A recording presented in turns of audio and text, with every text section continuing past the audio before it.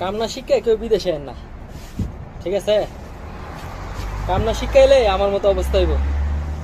এই দেখেন, এই যে আলুর কিস আপনার একটা 5 কিলো, ঠিক আছে? একটা 5 কিলো 1 হাতে করে আপনার 60টা কিস লয়ে যেতে হইব। হিসাব করেন, যদি আজ মনে করেন একটা বালা কাজ কাম শিখাইতাম, তাইলে মনে করেন বিদেশে এত কষ্ট করা লাগে না। আলিকে কই যে বিদেশ আইবেন, কাম করে যে কোনো একটা কাম শিখার চেষ্টা করেন। দেখেন, এই কিস্তি একটা 5 কিলো করে এটি 60টা করে নিতে হবে, একটা না দুইটা না, 60টা আপনার 1 হাতে করে নিতে হইব, ঠিক আছে? এটা হচ্ছে বিদেশ।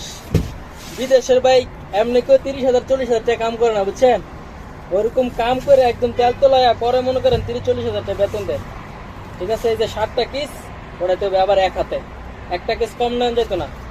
আর লিগে কই ভাই, বিদেশ হওয়ার আগে অবশ্যই একটা কাম কাজ শিখেন, তাইলে মনে করেন আলহামদুলিল্লাহ ভালো জায়গায় যে কোনো কাজ শিখাইলে মনে করেন এই দেশে দাম আছে, ঠিক আছে?